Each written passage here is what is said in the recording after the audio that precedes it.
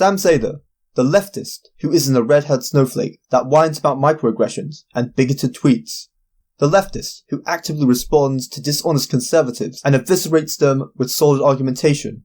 The leftist who isn't afraid to debate, unlike multiple conservatives he's challenged. Seder is a massive improvement from previous progressive commentators such as Cenk Uygur, who doesn't fall for culture war traps and end up in SJW compilations. He's rational and doesn't give in to his emotions. He doesn't care about wokeness, cancel culture, or even controversial jokes. For instance, let's watch his reaction to a Daniel Tosh controversy on a rape joke that even I somewhat agree was in bad taste. Have I heard jokes about rape, that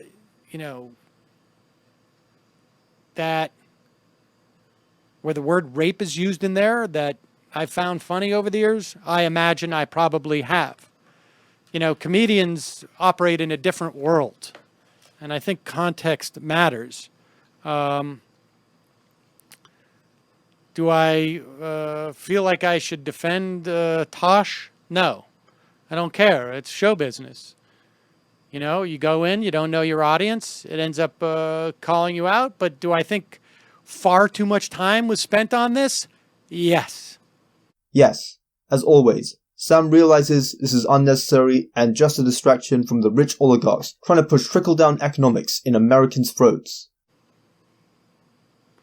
I can assure you the implications of Peter Tosh or what Daniel Tosh telling a joke in a comedy club about rape is probably one of the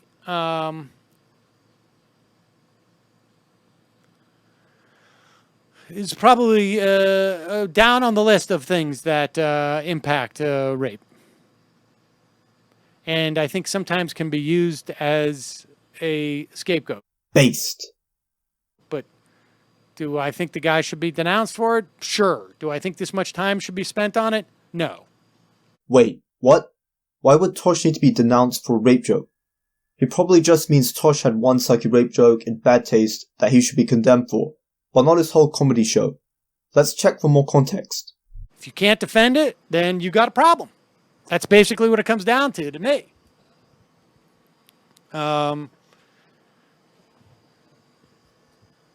if you can't defend it, apologize and move on. I mean, for me, I think his entire TV show is indefensible.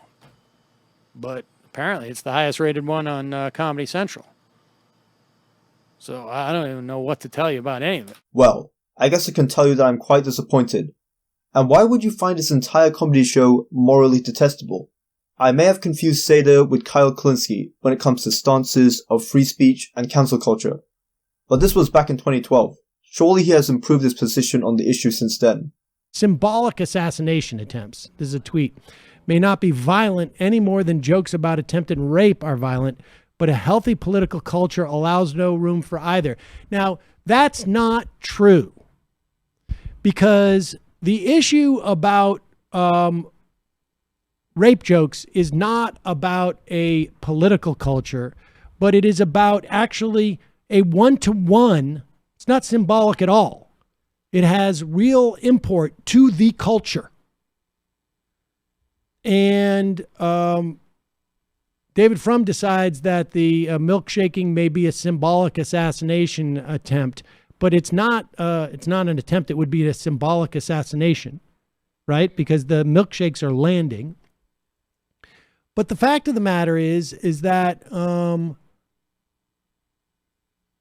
there is no damage to the political culture, no material damage to the political culture that people make a symbolic protest. There is real damage to the culture when people start to make it acceptable to joke about rape like it's not a big deal, because that implicates how people react to it, how society reacts to it from a criminal standpoint, how it reacts to the perception of victims of rape, and to women broadly, that the idea that they would be raped is just not that big of a deal, as opposed to the idea that people would be milkshaked.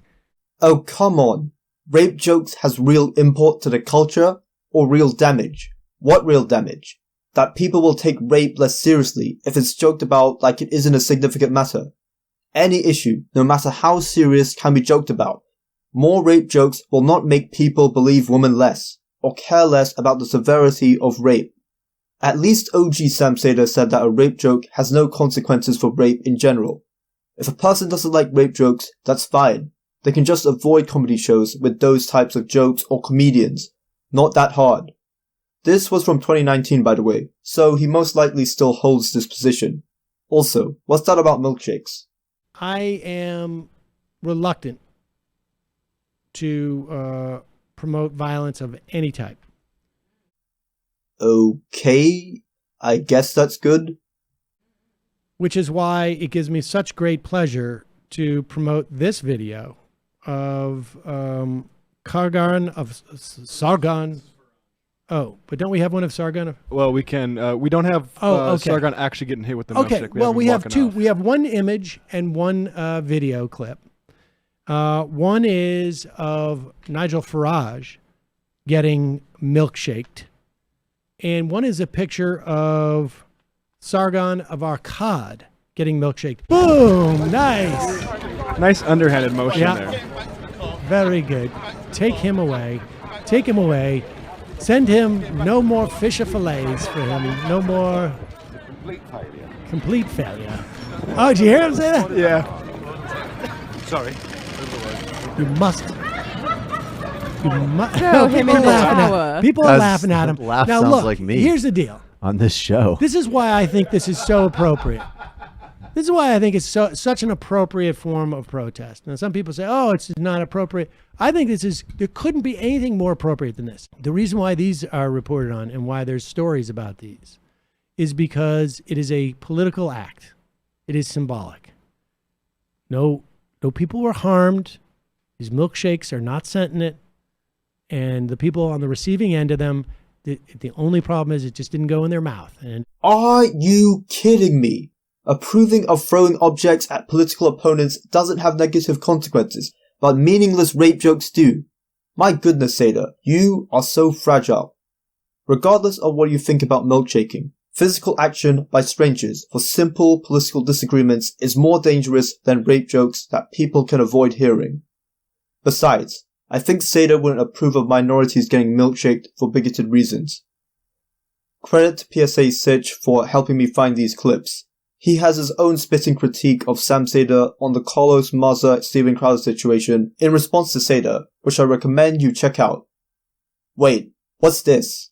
And years ago, in 2009, Sam tweeted about that issue, quote, "I don't care regarding Polanski, but I hope if my daughter is ever raped, it is by an older, truly talented man with a great sense of mise-en-scène." What he's doing here is he's mocking people on the left who are defending child rapist Roman Polanski.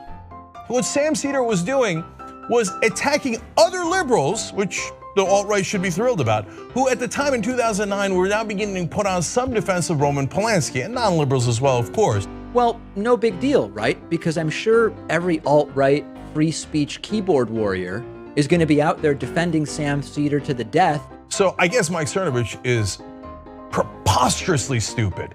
One of the dumbest guys alive if he can't tell that's a joke. But the reality is, of course he knows it's a joke, but he pretends that it's not a joke to get to his goal. Mike Cernovich uncovered this tweet, and he tweeted, "Hi, Chris Hayes. Care to comment on this tweet by your colleague, Sam Seder?" Hey, MSNBC executives, since you're stupid, let me fill you in on what Cernovich is about. He accuses almost everyone of pedophilia. Well. Mr. Seder got cancelled in 2017 for a rape joke tweeted back in 2009, which is interesting because his tweet was satirical of the Roman Polanski situation with him being tried as a child sex offender. Many online progressive commentators understood this vital context and even pointed out the hypocrisy of right-wing Cernovich going out of his way to show this to MSNBC to fire him.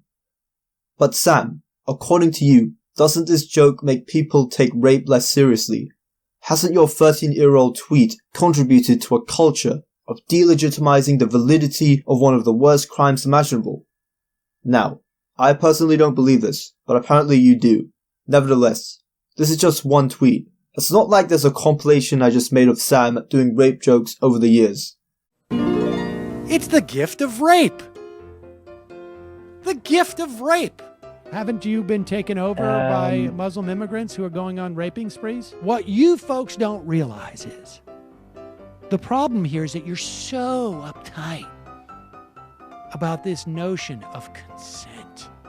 You know, when you get raped and you give birth to that child, don't look at that child as a product of rape. Look at it as like one of the happy products of the rape. The rape wasn't all bad. Some of it was good.